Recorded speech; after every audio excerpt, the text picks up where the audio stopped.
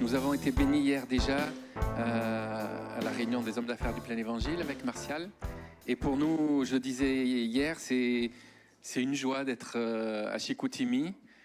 La première fois qu'on est venu, c'était en 1978 aussi, lorsque mes parents sont venus pour démarrer l'église. Non, pardon, 1979. Et les réunions avaient lieu à l'époque sur la rue Racine, dans un petit centre commercial. On descendait, et puis c'était là en bas. Et je pense qu'on y est retourné samedi avec mon épouse, parce qu'il y avait la fête du vin, et puis nous, on n'aimait pas, il y avait trop de monde au milieu. Alors on marchait sur les trottoirs, et à un moment donné, j'ai vu centre commercial des Quatre Vents, petit centre commercial. Alors on est rentré dedans, et puis là, il y a des escaliers qui descendent. Alors je demandais à Martial, est-ce qu'il y en a beaucoup comme ça sur la rue Racine? Et il me dit non, je ne pense pas. Donc si vous en connaissez d'autres, je me trompe, mais s'il n'y en a pas d'autres, c'est là que les réunions ont démarré à Chicoutimi en 1978. Alors pour nous, c'est une joie d'être là, d'être de retour, de revoir des amis, de revoir des gens qui ont connu papa aussi.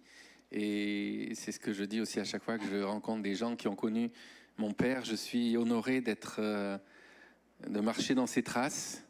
Ils nous ont appris, papa et maman, l'amour de l'évangile. Ils nous ont appris à connaître Dieu et à savoir que Dieu est une personne réelle et qui nous aime, et une personne qui intervient dans nos vies. Et papa était missionnaire. Il a démarré des églises au Maroc, au Gabon, aux Antilles, à Chicoutimi.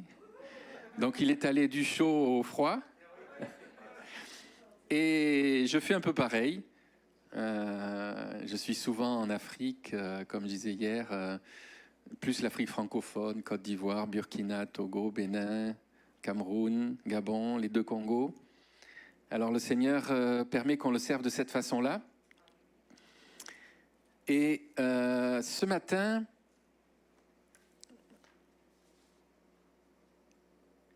je vais vous parler, et peut-être que ça va vous déranger, mais votre pasteur, il a dit que c'est pas grave.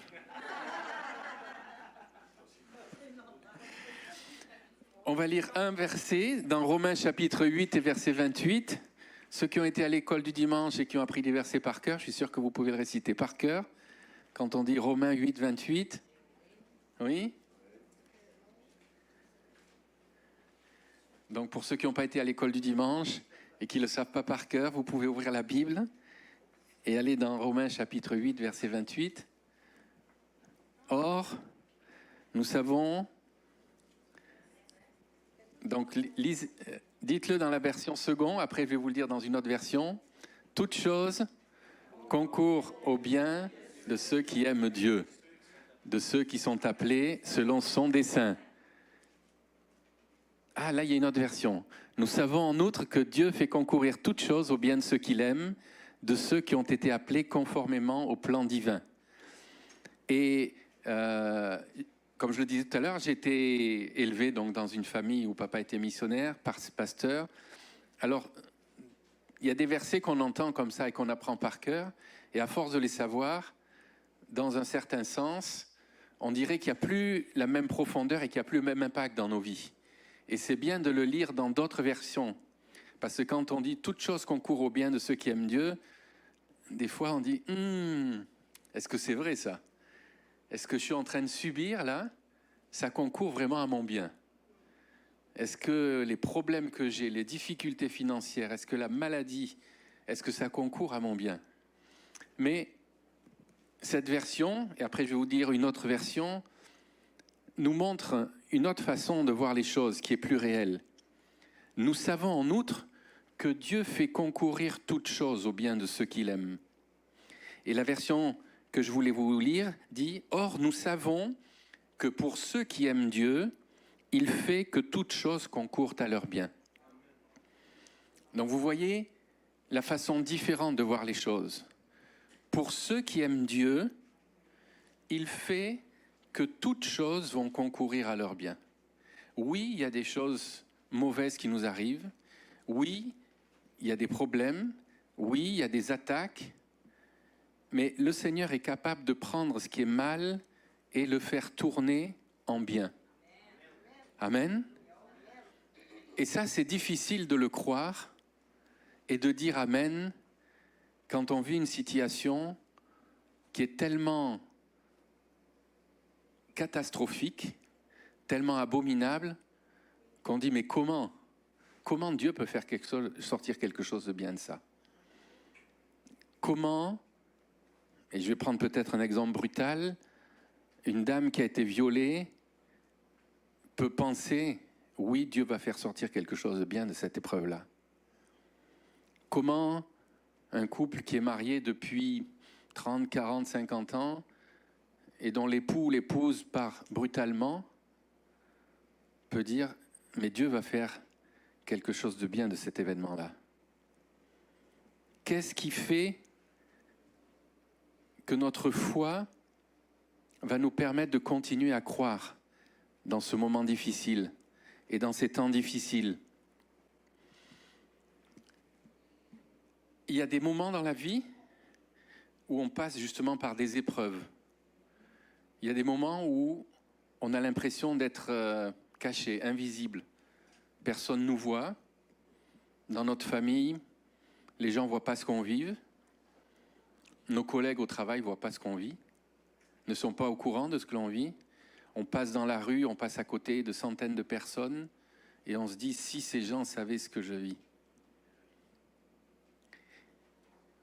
Est-ce que vous avez déjà senti comme ça, caché, invisible, ignoré, peut-être? Avec Dieu, il y a quelque chose de bien qui va sortir de ça. Et ça, c'est la vérité de sa parole qui nous le dit. Ce n'est pas notre expérience, ce n'est pas notre vécu, mais c'est la promesse que lui fait. Amen. On l'a lu.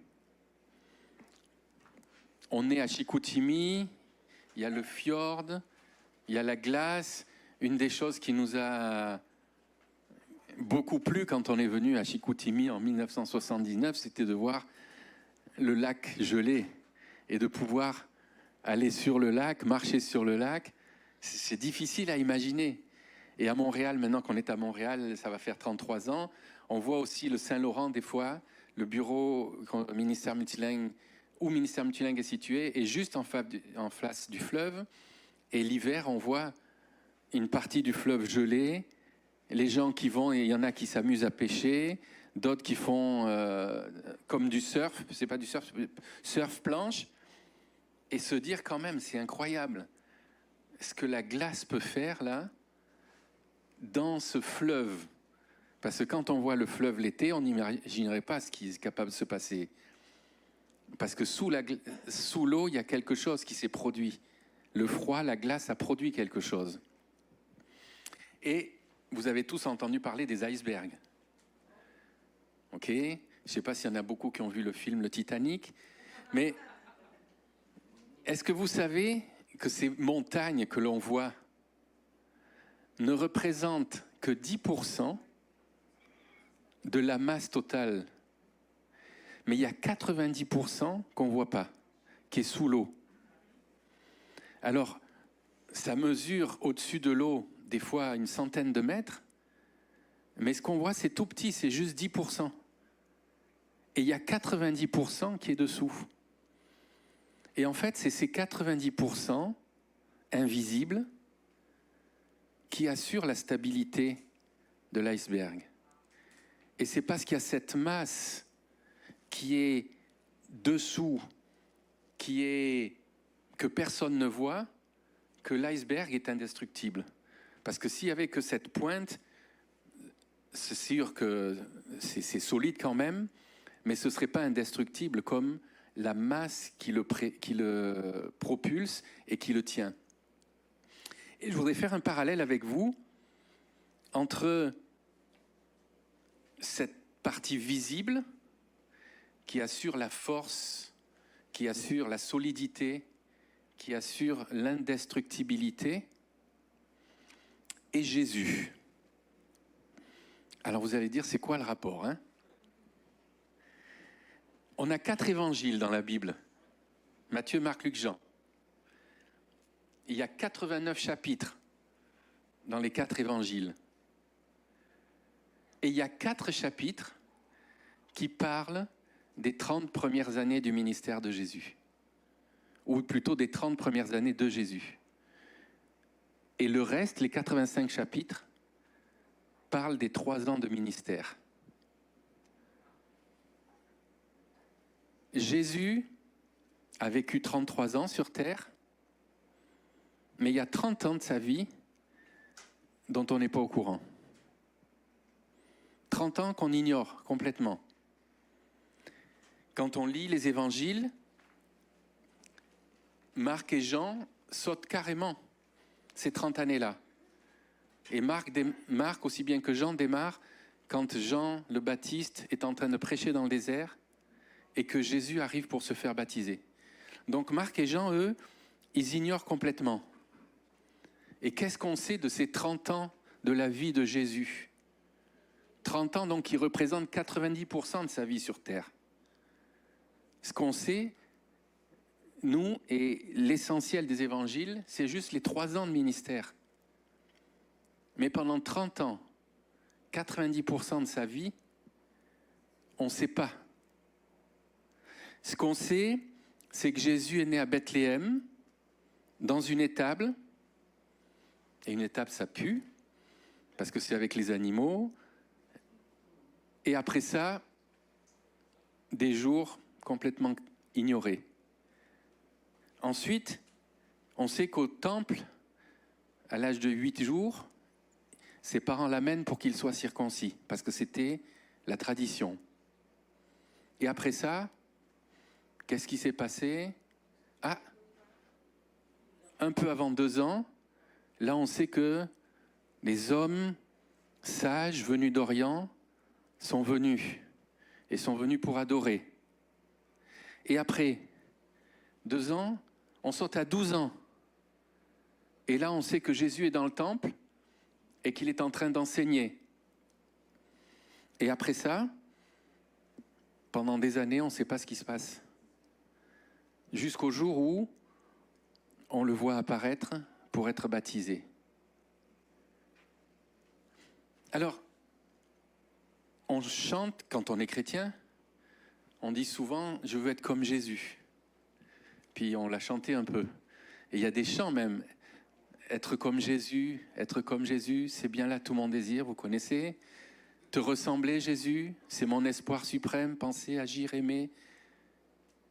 Mais est-ce qu'on est conscient des fois de tout ce que ça implique, être comme Jésus et vouloir vivre comme Jésus? Est-ce que vous êtes prêts, si vous deviez mourir à 33 ans, à ce que pendant 30 ans, personne n'entende parler de vous, que vous ne fassiez rien, que vous ne disiez rien, à part obéir à vos parents, et puis apprendre à travailler, à exercer un travail? Ou, si vous êtes amené à vivre 66 ans, que pendant 60 ans, vous piaffez comme un cheval, dire quand est-ce que je vais commencer?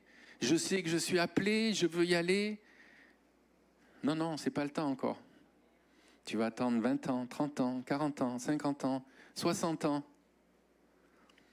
Est-ce que nous sommes prêts vraiment à être comme Jésus et à passer par cette période de formation, cette période d'épreuve peut-être, mais qui n'est pas inutile, qui est là pour nous former et qui est là pour que nous ayons le caractère que Dieu veut que nous ayons. Amen. Oui, on veut être comme Jésus, oui, on le chante, mais des fois on ne réalise pas tout ce que ça implique. Avoir le caractère et l'autorité de Jésus, ça implique aussi de savoir que pendant des années, il était appelé, mais qu'il n'avait rien à faire tant que Dieu n'avait pas donné le OK. Parce que Jésus, homme, était comme nous, mais Jésus, Dieu, savait pourquoi il était sur terre. Et qu'est-ce que ça lui faisait pendant 30 ans de passer à côté des lépreux et de ne pas pouvoir les guérir? Pendant 30 ans, voir des mamans pleurer leurs enfants mourir, voir des femmes devenir veuves, voir les soldats romains tués, massacrés, parce que c'était des envahisseurs, c'était un temps de guerre, mais ne rien pouvoir faire, parce que son temps n'était pas arrivé encore. Et parce que Dieu voulait forger le caractère et voulait forger la personnalité de l'homme Jésus. Jésus était appelé. Jésus savait qu'il était là pour une mission. Il était là pour nous sauver. Il était là pour nous racheter. Il était là pour racheter ses concitoyens de l'époque. Le matin, quand il se levait, je ne sais pas, mais peut-être qu'il se disait, bon, Père, est-ce que c'est aujourd'hui ? Est-ce que c'est aujourd'hui que je vais pouvoir y aller, là, ressusciter les morts, guérir les malades, chasser les démons ? Non, non, Jésus, c'est pas encore aujourd'hui. Aujourd'hui, tu vas écouter ce que tes parents te demandent, tu vas faire les travaux qu'il y a à faire. À l'époque, ils balayaient peut-être pas, mais il y avait des travaux à faire. Après, c'était l'école. Non, Jésus, tu vas à l'école, tu vas apprendre. Même si tu sais déjà tout, tu vas écouter. Après, c'était le travail. Son père était menuisier, charpentier, donc il a probablement appris. Et il fallait qu'il apprenne, il fallait qu'il travaille. C'était un travail physique, c'était dur. Mais tant que le moment que Dieu avait choisi n'était pas arrivé, Jésus devait passer par là. Et comme je disais, il savait qu'il y avait quelque chose d'autre pour lui. Mais le temps de Dieu n'était pas arrivé. Est-ce que, il y a quelques années, il y a un film qui est sorti, c'est Click. Je ne sais pas s'il y en a qui l'ont vu, mais c'est quelqu'un là qui a hérité d'une télécommande et quand il trouvait que ça passait pas assez vite, sa vie, ou que c'était trop plate, il faisait forward, là, avance rapide, pour sauter. Est-ce que Jésus a eu cette envie-là ? Seigneur, tu peux pas me faire que je saute là 5-10 ans, que j'arrive le jour où... Et quand on passe par des épreuves et qu'on continue à croire en Dieu, des fois on dit, Seigneur, tu peux pas faire que ça s'arrête vite là. J'ai pas assez souffert. Qu'est-ce que j'ai pas compris ? Dis-moi-le, que je le comprenne vite et qu'on passe à autre chose. Mais le Seigneur travaille différemment de nous. Et c'est vrai que Jésus aurait pu s'arrêter et puis dire bon, mais moi je fais rien jusqu'à 30 ans là, et puis à 30 ans, quand ce sera le temps, là je vais commencer. Non. La Bible nous dit que Jésus croissait en stature, en sagesse, en grâce devant les hommes et devant Dieu. Est-ce que nous sommes prêts à passer par cette période de formation, d'attente ? Alors il se demandait tous les jours, peut-être il se demandait tous les jours, est-ce que c'est le bon jour ? Et puis un matin, là c'était le bon jour. C'était le jour choisi par Dieu.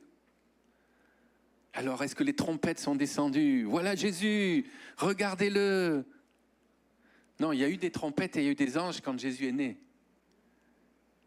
Mais le jour où, la vraie vocation, non, parce que sa vocation était déjà là, mais le jour où l'appel s'est concrétisé, il n'y a pas eu de trompette.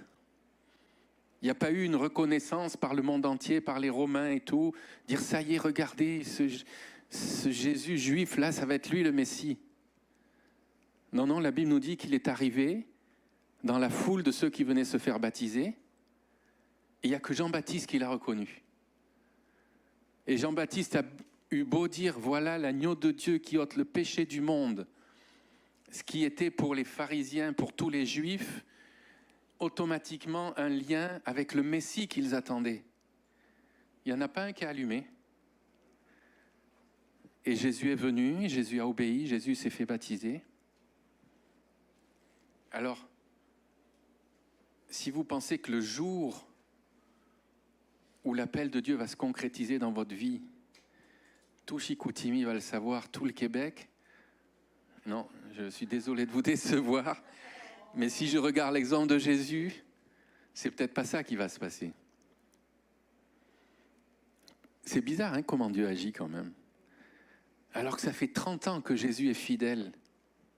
Quand même, le jour où il va commencer son ministère, il pourrait y avoir quelque chose que tout le monde va reconnaître. Mais non. Non, c'est pas la façon dont Dieu agit. Par contre, il y a quelque chose qui se passe ce jour-là qui est bien plus important que la reconnaissance des hommes.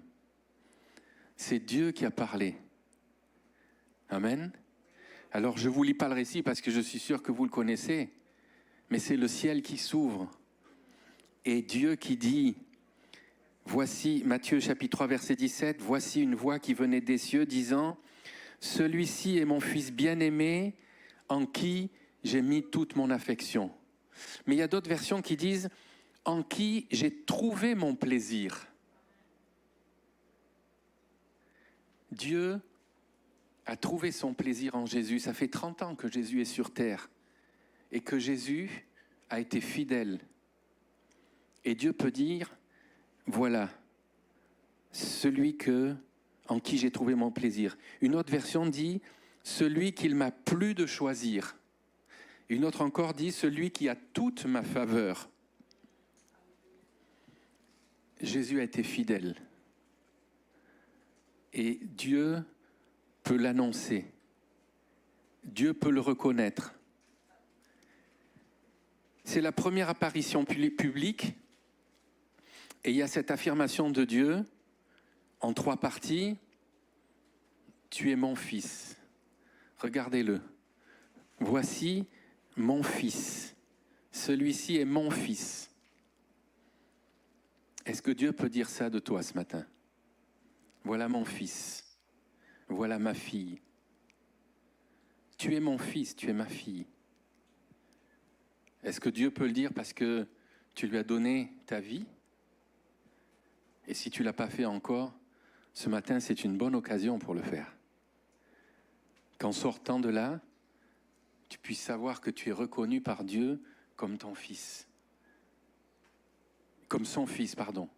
Ou tu es reconnu par Dieu comme sa fille. Ça fait toute une différence. Amen. Savoir que malgré tout ce que je suis, tout ce que j'ai fait, tout ce que j'ai vécu, Dieu m'a pardonné et que maintenant, au travers de Jésus, il me voit comme son fils ou sa fille. Alléluia. Et il y a une deuxième chose dans cette affirmation de Dieu. Celui-ci est mon fils bien-aimé. Le fils que j'aime. Alors, est-ce que ce matin, tu es aussi conscient de ça? Oui, tu sais que tu es son fils, oui, tu sais que tu es sa fille, mais est-ce que tu sais que tu es sa bien-aimée ou son bien-aimé?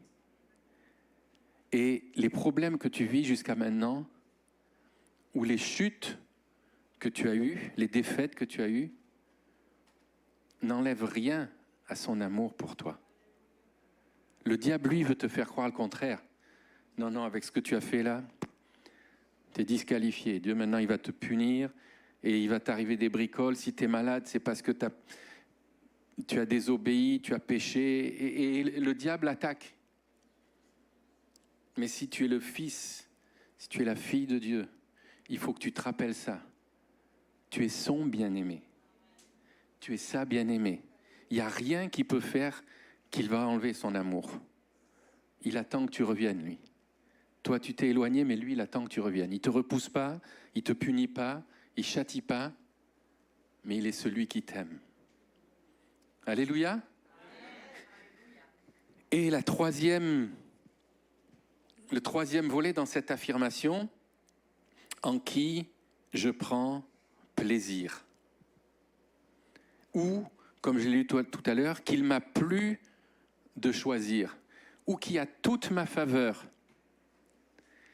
Qu'est-ce que Jésus a fait pour que Dieu dise ça de lui? Est-ce qu'il a prêché? Non. Est-ce qu'il a rassemblé des foules pour faire des miracles? Non. Est-ce qu'il a guéri des hommes, guéri des femmes? Est-ce qu'il a ressuscité? Qu'est-ce qu'il a fait? Parce que dans la tête d'un être humain, si on choisit quelqu'un, c'est parce qu'il a fait quelque chose de bien et puis qu'il va pouvoir continuer à faire des choses de bien. On espère en tout cas. Mais ce n'est pas comme ça que Dieu raisonne. Jésus n'a rien fait jusque-là. Et l'affirmation de Dieu n'est pas conditionnelle de ce que Jésus a fait ou de ce que Jésus va faire en public, mais de ces années de fidélité cachée, invisible, ignorée. Dieu a trouvé en Jésus quelqu'un dont il peut dire « Il m'a plu de le choisir ». Alors Dieu est en mesure de dire ça de celui qui est fidèle, de celui qui, malgré les maladies, malgré les problèmes, malgré les faillites, revient. Et même si tu penses être ignoré, il y en a un qui ne t'ignore pas. C'est ton Père. Amen. Donc c'est formidable. Le jour est arrivé. Bon, c'est vrai que la terre ne reconnaît pas, mais Dieu le reconnaît. Alors maintenant, Jésus va pouvoir commencer à aller guérir les malades, chasser les démons. D'accord? Non. Qu'est-ce qui nous est dit? Alors Jésus fut amené par l'Esprit dans le désert pour être tenté pendant 40 jours. Voilà. Mais quand est-ce que ça va finir cette histoire? Dieu, ça fait 30 ans là que j'attends. Ça fait 30 ans que je fais rien, que j'obéis et tout. C'est le jour, tu me dis que je suis ton enfant, tu m'aimes, tu m'as choisi. Et là, parce qu'il y a des versions qui disent il est amené par l'Esprit, il y en a d'autres qui disent poussé par l'Esprit. Là, il est obligé, tu n'as pas le choix. Il est obligé de repartir pendant 40 jours pour être tenté dans le désert. Mais Dieu, à quoi ça peut servir ça? Quel est le but? Quelle est l'intention? Quel est l'objectif? Je ne sais pas. Mais Dieu a un plan. Et Dieu a un plan pour chacune de nos vies. Amen.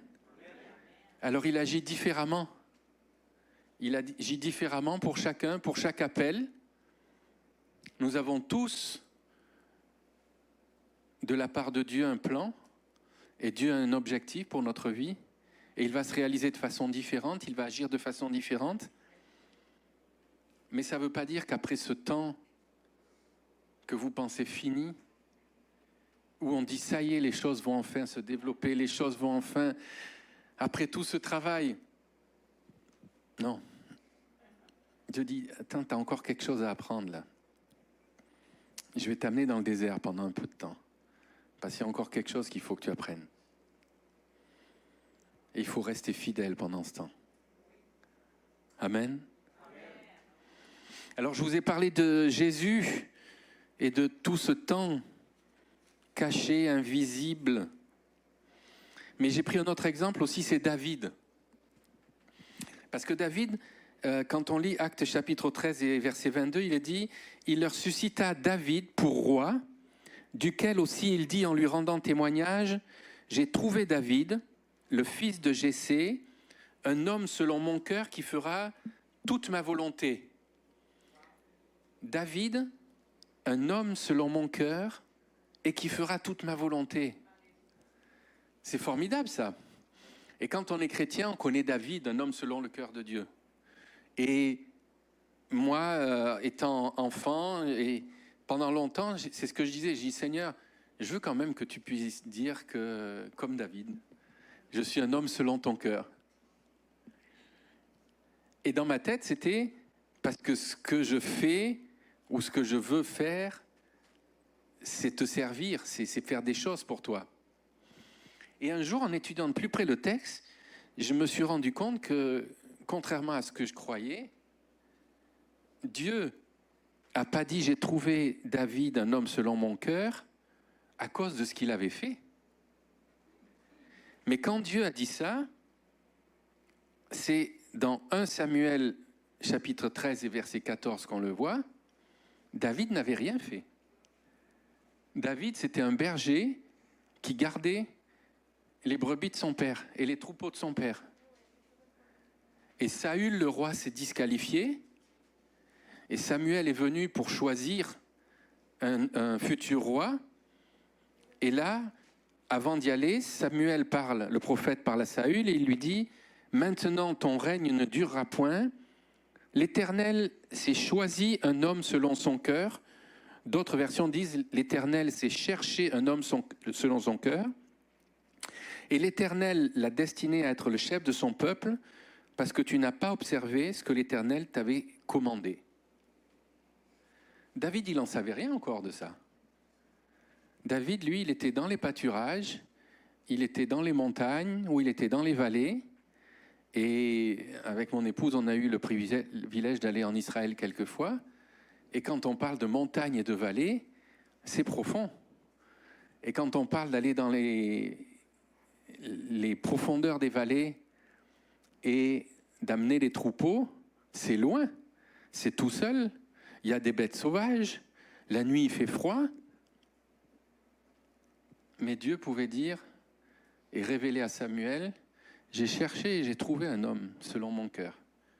Et lui, je l'ai destiné à être le chef de son peuple. Et c'est comme Jésus.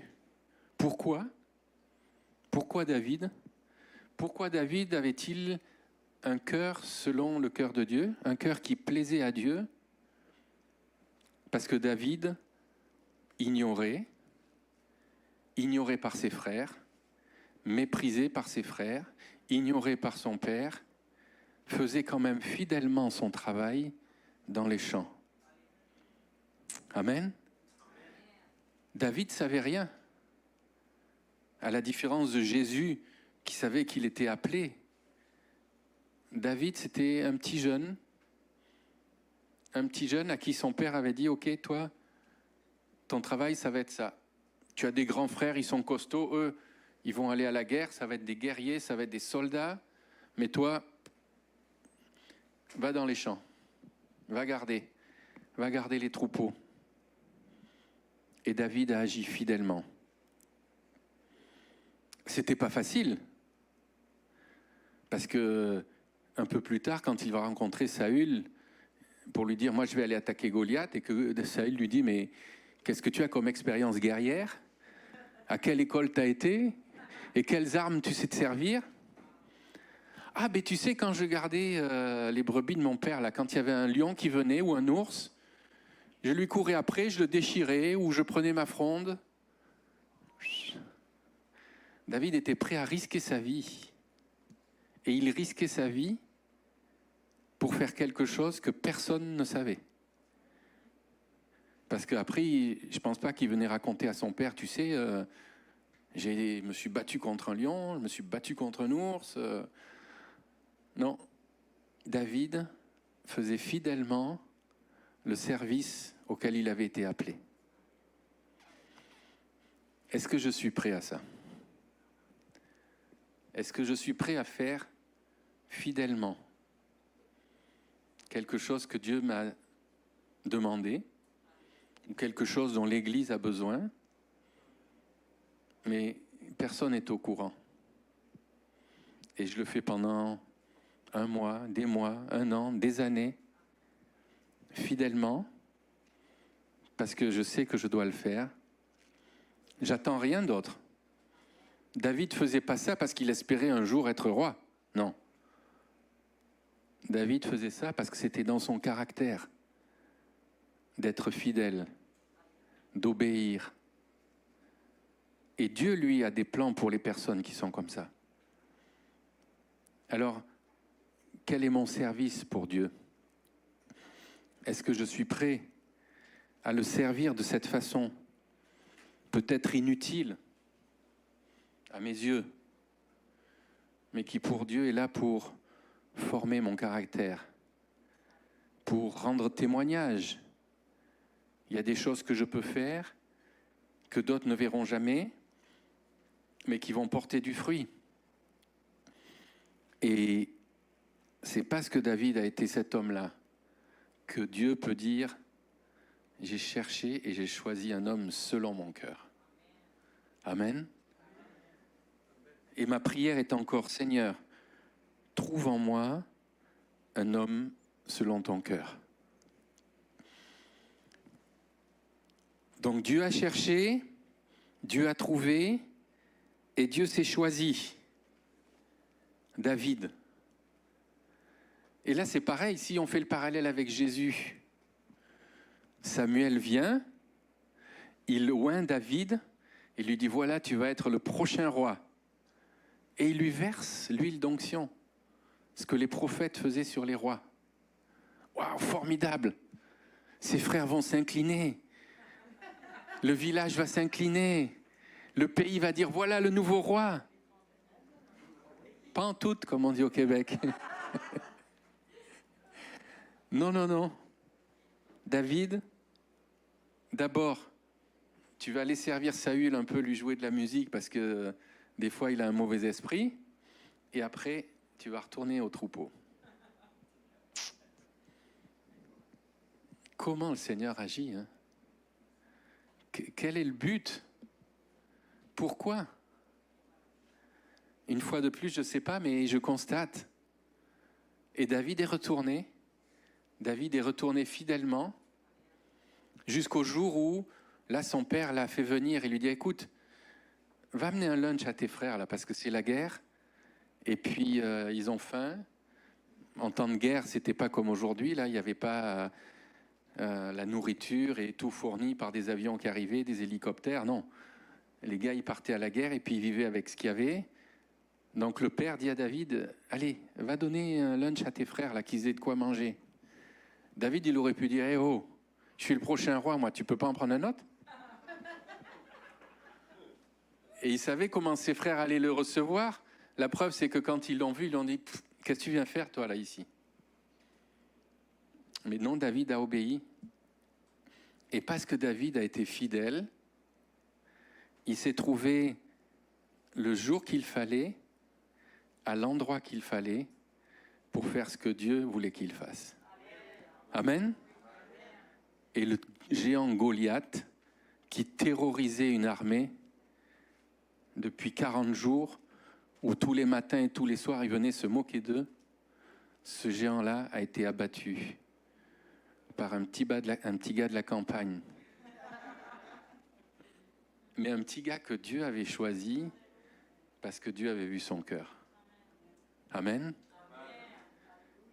Alors peut-être tu ne te sens pas qualifié. Et là je parle aux jeunes.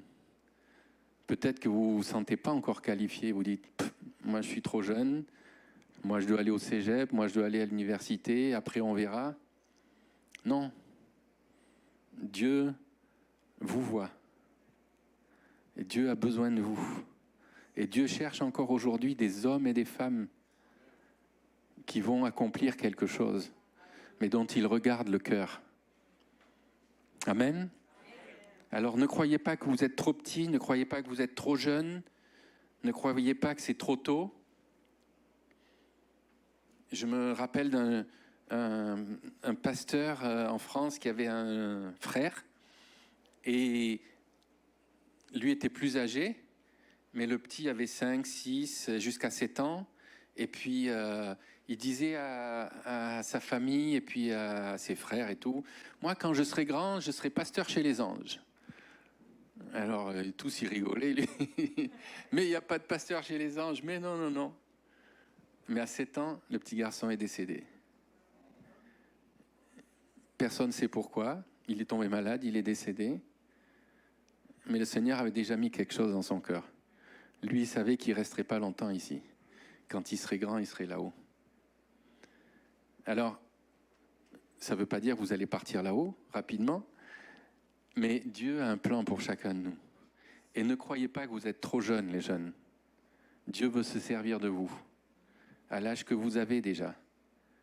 si vous êtes fidèle et si vous savez garder un cœur pur dans la société dans laquelle on vit, Dieu a des grands plans pour vous. Alléluia. Donc non, le jour où c'était, mais c'était pas encore. C'est le jour où Dieu a décidé que ça s'est passé parce que, comme j'ai dit, David a été fidèle. L'attente, c'est dur pour nous. On est grands-parents. Quand on est parent, déjà attendre un bébé, c'est long. Mais quand on est grands-parents, on dirait que c'est encore plus long. Pourtant, c'est juste 9 mois, mais il faut attendre. Il faut attendre que le bébé se forme. Il faut attendre que tout se passe bien. L'homme, on n'aime pas attendre. On aime que les choses arrivent vite, mais Dieu fonctionne sur une autre planète, j'allais dire. Dieu fonctionne dans un autre espace-temps que nous. Et ce n'est pas de l'attente, mais c'est Dieu qui travaille. Amen. Moïse, vous savez qu'il y a un verset qui dit qu'il était le plus doux sur terre. Mais heureusement que je ne suis pas doux comme ça, parce que lui, quand il en a vu 2 qui se battaient, il est venu, il en a tué un. Alors on dit, Seigneur, c'est quoi là? C'est quoi l'histoire? Ah oui, mais entre le moment où il a tué cet Égyptien, et quand Dieu va dire qu'il est doux, Moïse a passé 40 ans dans le désert. Parce que Moïse avait une formation, Moïse avait une éducation, Moïse avait un arrière-plan, Moïse avait tout ce qu'il fallait dans le palais du Pharaon. Mais ce n'est pas ça que Dieu avait besoin pour lui. Il fallait que Moïse passe par une préparation spéciale par Dieu. Et la préparation, ça a été 40 ans dans le désert. Et là, quand tu sors, tu es l'homme le plus doux sur terre, l'homme le plus patient. Et là, tu peux prendre la tête du peuple et puis amener 2 millions de personnes hors du pays d'Égypte et ne pas craindre un pharaon avec toutes ses armées. Amen. Un temps de patience, un temps, j'allais dire, d'adaptation, un temps d'épreuve. Alors, je viens de parler aux jeunes. Je vais parler aux moins jeunes maintenant. Parce que c'est facile, quand on est jeune, et quand on n'est encore pas trop âgé, d'avoir pour le futur des attentes. Et de dire, bon, oui, je suis en préparation, et puis un jour, il y a ça qui va se passer, un jour, je vais pouvoir faire ça. Mais quand on vieillit, on s'habitue à vivre caché. Hein? Alors, est-ce que Jésus, au bout de 30 ans, s'était pas habitué, puis qu'il s'est pas dit, bon, ben, peut-être je me suis trompé, hein?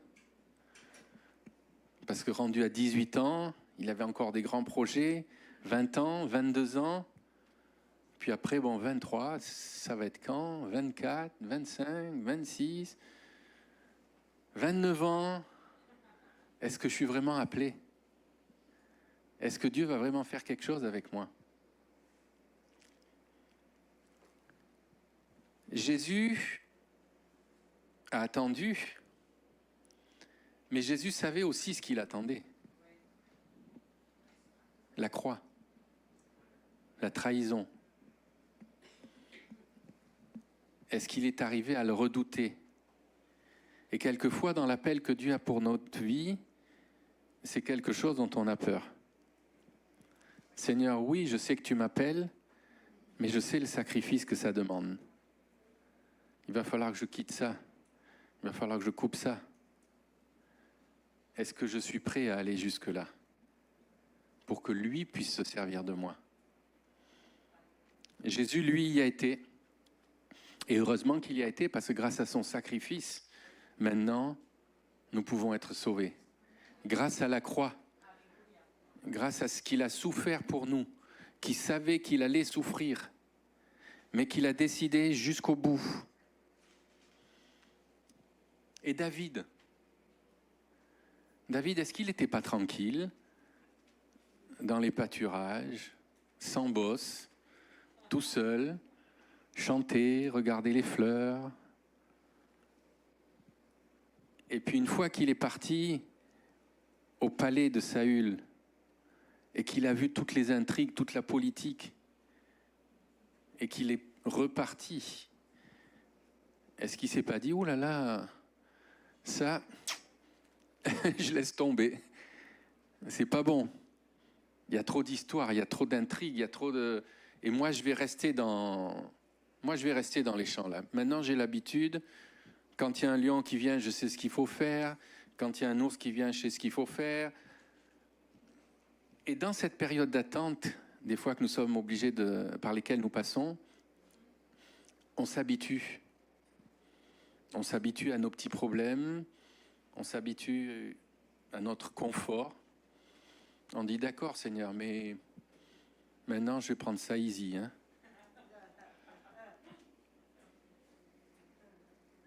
David et Moïse. Moïse qui a été élevé dans le palais de Pharaon, comme je disais. Donc Moïse aussi qui a vu toutes les intrigues, toutes les cochonneries. C'est pas un bon mot, mais qui a vu toutes les saletés que des hommes peuvent se faire entre eux pour prendre le pouvoir, pour faire ça. Peut-être qu'après, dans le désert, il s'est dit « Oh, là, je suis bien. Loin de tout ça, je ne veux plus en entendre parler. Il y a eu trop de problèmes. Et maintenant, je vais rester, je vais être fidèle. Moi, j'ai mon troupeau, j'ai mes femmes, mes enfants. Et je vais faire ça tranquille jusqu'à la fin. » Et ça arrive des fois dans nos vies. Quand on a vu certaines choses, quand on a entendu certaines choses ou quand on a subi certaines choses, dire « Moi, je ne veux plus ça. Moi, je ne veux plus y toucher. Je vais rester chez moi tranquille. Je viens à l'église tranquille le dimanche, je repars après. Venez pas me déranger. » Ça arrive, hein, ça. Mais Dieu avait un plan pour Moïse. Oui, tu as vécu ça. Oui, tu as été blessé. Oui, peut-être tu voulais plus en entendre parler. Mais moi, je vais te guérir. Je vais te former. Et tu vas revenir. Et là, tu vas être à la tête du peuple pour l'amener dans le pays promis. Voilà à quoi sert la préparation. C'est pas pour nous casser, c'est pas pour nous briser, c'est pas pour nous faire attendre pour le fun, mais c'est parce que Dieu est en train de nous former. Dieu est en train de nous travailler. Et il y a des joyaux qui vont sortir. Moïse, l'homme le plus doux et le plus patient sur terre.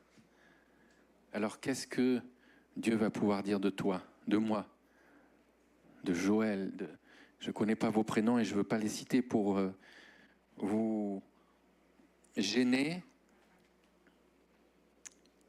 Mais le Seigneur ne t'a pas oublié. Dans les temps que tu penses où Dieu t'a oublié, le Seigneur veille sur toi. Le Seigneur a son plan pour toi. Et si tu es fidèle, il va se réaliser. Amen. Jésus, donc 3 ans d'activité publique, mais 30 ans de préparation. Pour arriver au plan que Dieu avait pour lui. Et que la gloire de Dieu se manifeste. Parce que dans chaque cas, c'est que la gloire de Dieu s'est manifestée. Pour Jésus, Jésus a vaincu Satan et grâce à son sacrifice, la gloire de Dieu s'est manifestée et l'humanité peut être rachetée. David, parce qu'il a battu Goliath, la gloire de Dieu s'est manifestée au travers de ce roi. Moïse, parce qu'il a accepté cette formation. La gloire de Dieu s'est manifestée quand il a amené tout le peuple hors d'Égypte. Et il nous est dit que dans le Canaan et tous les pays, quand ils ont appris ce qui se passait, ils ont été effrayés et ils se sont rendus compte qu'il y avait un autre Dieu que celui qu'ils connaissaient. Donc tout ce temps de préparation, tous ces appels, toutes ces vies pour un seul but, que la gloire de Dieu soit manifestée. Alléluia. Alors tu peux être un élément pour que la gloire de Dieu soit manifestée. Que tu sois un homme ou une femme, jeune ou moins jeune. Si tu es jeune, ne désespère pas à cause de l'attente. Et si tu es vieux ou plus âgé, sors de ton confort. Sors de tes habitudes. Ne reste pas dedans. Dieu a encore des choses pour toi. Alléluia. On va prier. Seigneur Jésus, je te remercie parce que tu nous aimes. Nous sommes tes enfants, Seigneur. Nous sommes tes fils. Nous sommes tes filles. Tu nous as rachetés à un grand prix et tu nous aimes. Et merci, Seigneur, parce que en plus de nous aimer, tu veux nous utiliser. Tu veux te servir de nous pour faire éclater ta gloire. Alors je te prie, Seigneur, pour ceux qui sont là ce matin, pour tes enfants. Je te prie pour ceux qui ne sont pas encore tes enfants, afin que tu les touches et que ce matin, ils prennent cette décision de te donner leur vie. Seigneur, qu'ils réalisent ce matin ton amour pour eux, qu'ils réalisent qu'ils ont besoin de toi comme leur sauveur et qu'ils te donnent leur vie afin de devenir tes enfants. Et je te prie, Seigneur, pour ceux qui sont tes enfants, ceux qui passent par la maladie peut-être, ceux qui passent par les problèmes financiers, ceux qui passent par des difficultés, Seigneur, qu'on ne peut même pas nommer, que ta grâce soit sur eux, Seigneur, et que ton esprit soit là pour guérir, pour changer les circonstances et pour changer le mal en bien. Parce que nous savons que pour ceux que tu aimes, tu fais concourir toutes choses pour leur bien. Alors je te prie ce matin que ce qui est mal tourne en bien, même si humainement c'est impossible, même si humainement on n'en voit pas la faisabilité. Tu es le Dieu du miracle, tu es le Dieu de l'impossible, tu es le Dieu qui a créé le ciel et la terre, Seigneur. Alors je te prie que ce matin il y ait des miracles et que le mal soit changé en bien. Je te prie, Seigneur, pour ceux aussi qui sont peut-être installés dans le confort à cause de l'attente, Seigneur.